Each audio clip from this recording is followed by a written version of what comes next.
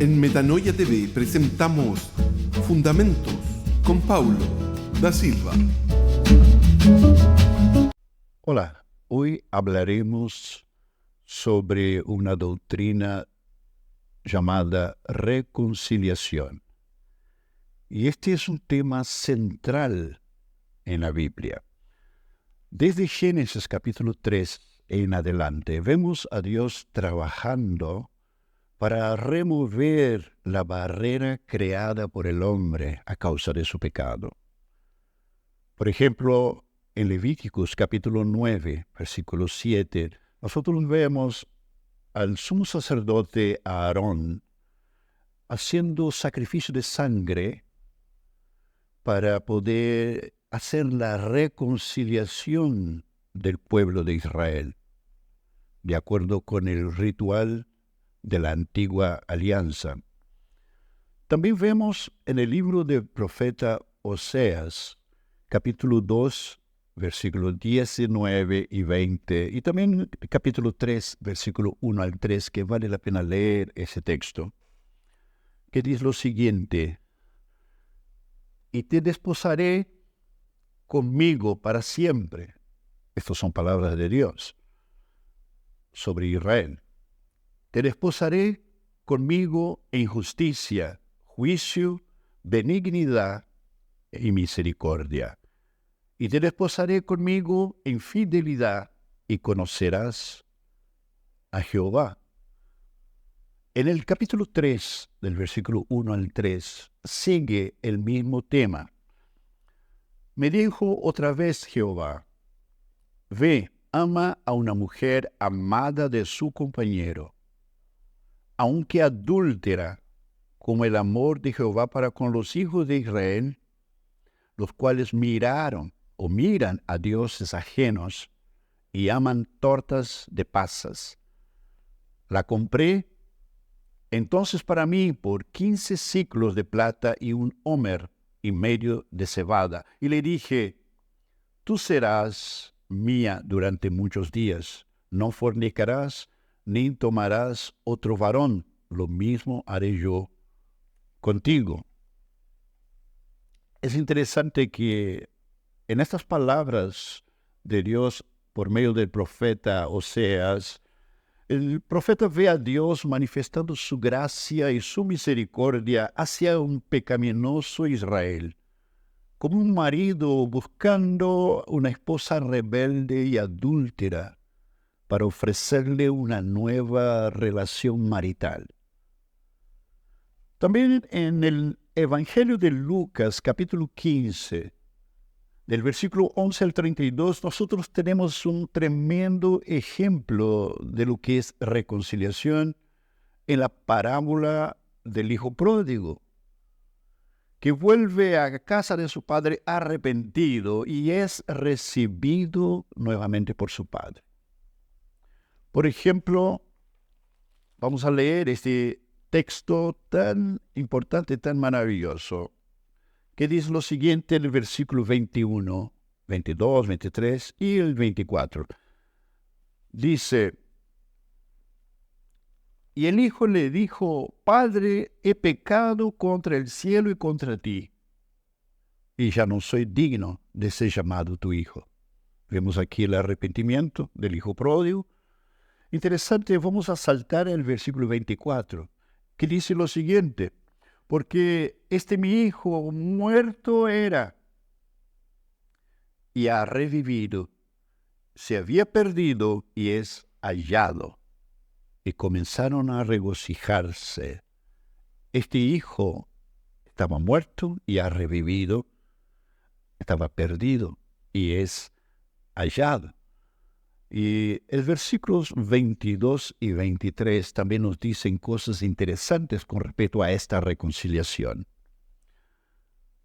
Pero el padre dijo a sus siervos: sacadle el mejor vestido y vestidle, y ponedle un anillo en su mano y calzado en sus pies.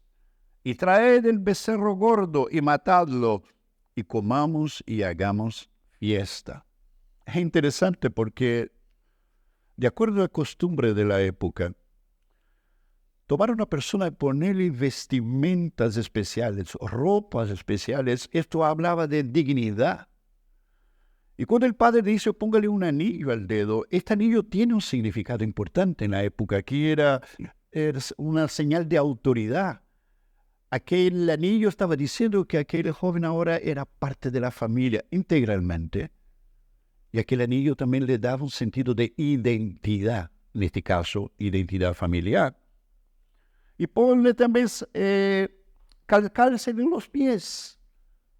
Sabía que es importante en aquella época que solamente hombres libres usaban calzados, porque los esclavos era normal y era común que los esclavos andaban descalzos completamente.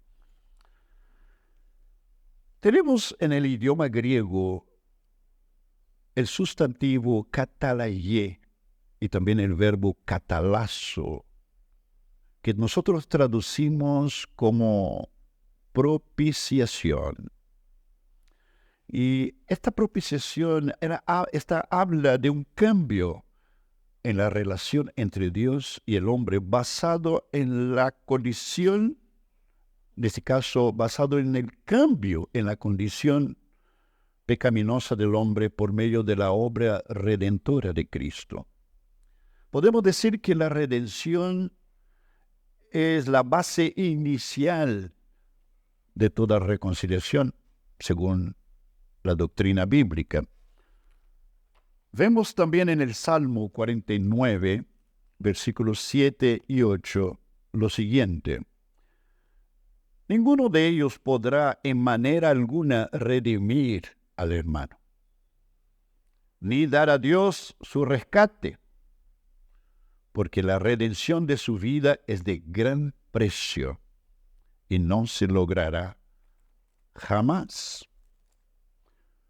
Por definición, estamos hablando de personas reconciliadas donde antes había una enemistad.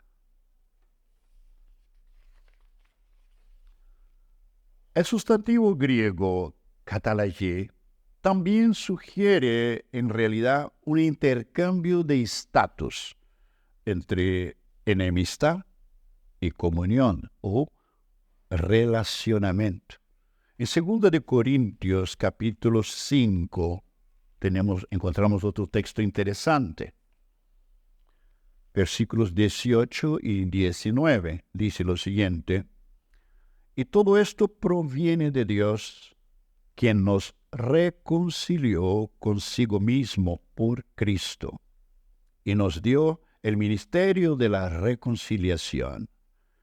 Que Dios estaba en Cristo reconciliando consigo al mundo, no tomándoles en cuenta a los hombres sus pecados, y nos encargó a nosotros la palabra de la reconciliación. También debemos tomar en cuenta que esta reconciliación es por iniciativa y por obra ejecutada exclusivamente por Dios y no por el hombre.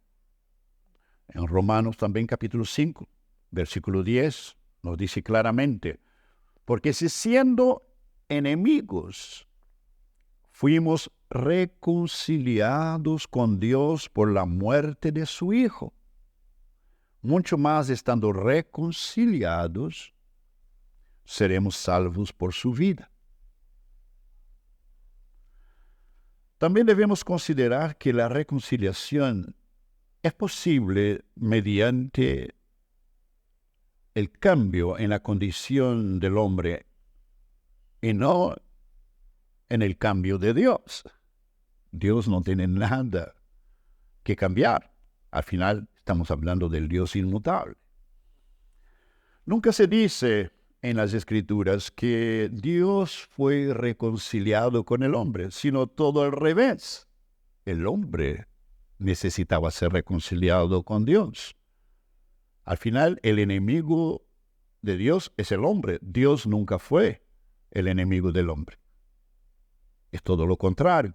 También en Romanos capítulo 8, versículo 7, dice lo siguiente: por cuanto los designios de la carne son enemistad contra Dios, porque no se sujetan a la ley de Dios, ni tampoco pueden. Y podemos reforzar este mismo argumento en Colosenses capítulo 1, versículos 21 y 22, que dice: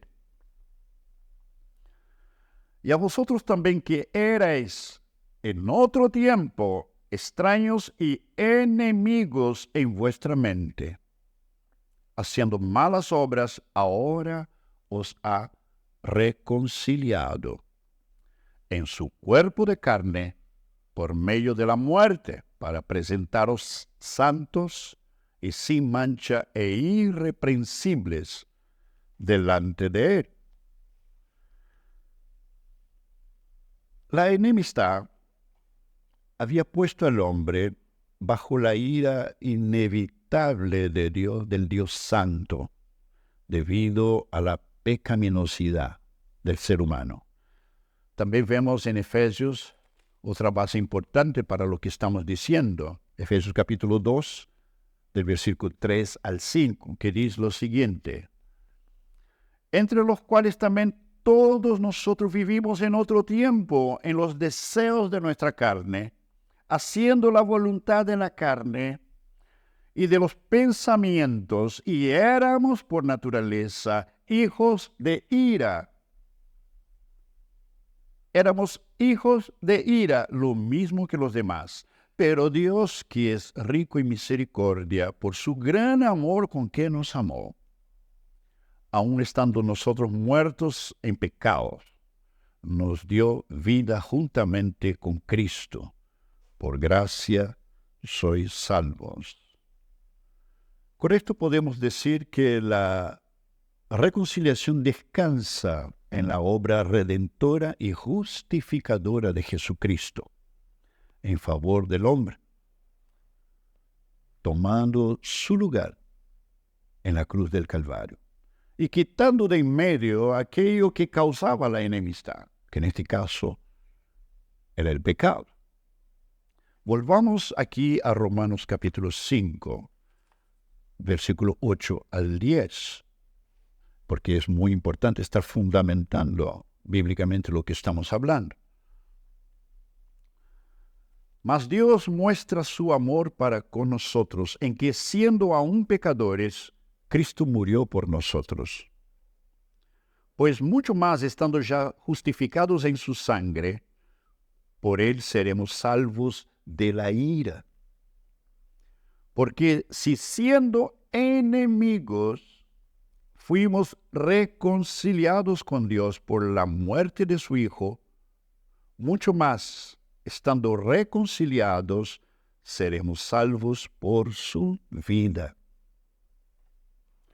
Otro elemento importante en cuanto a la reconciliación es que la parte inocente es la que busca la parte culpable y al mismo tiempo provee los recursos, los medios para hacer posible esta reconciliación.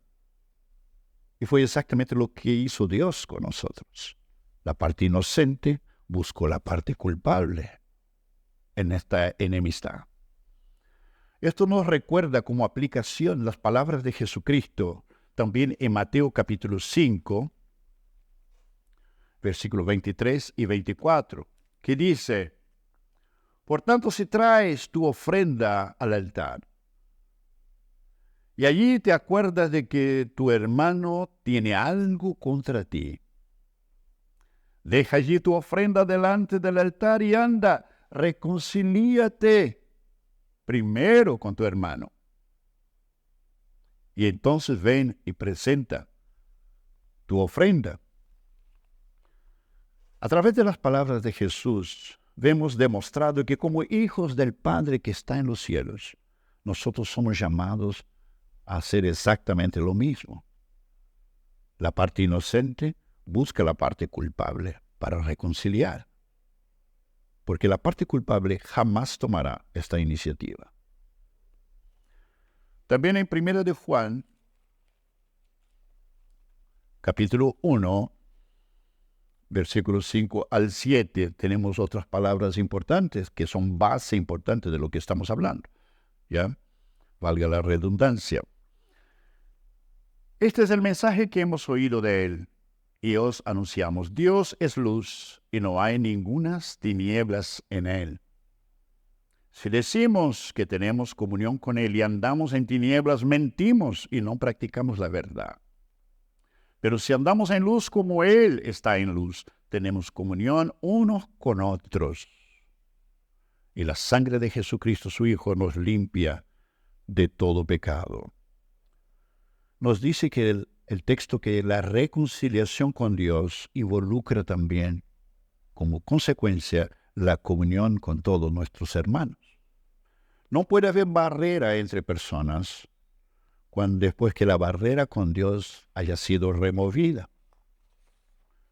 Y como ya hemos mencionado antes, no solamente hemos sido reconciliados con Dios, sino que también nos ha sido dado el ministerio de la reconciliación. Y vamos a volver allí a 2 de Corintios nuevamente, capítulo 5 de 2 Corintios, versículo 18, para reafirmar aquello que ya hemos dicho. Y esto proviene de Dios. Todo esto proviene de Dios, quien nos reconcilió consigo mismo por Cristo y nos dio el ministerio de la reconciliación. Esto quiere decir que nos dio el ministerio para predicar, anunciar el Evangelio de Cristo.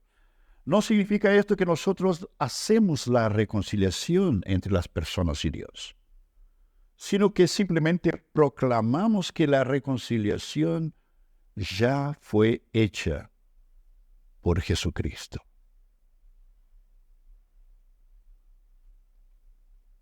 Que Dios pueda ministrar sus corazones, sus conciencias y mentes, sus espíritus, con esta palabra de reconciliación. Dios les bendiga mucho.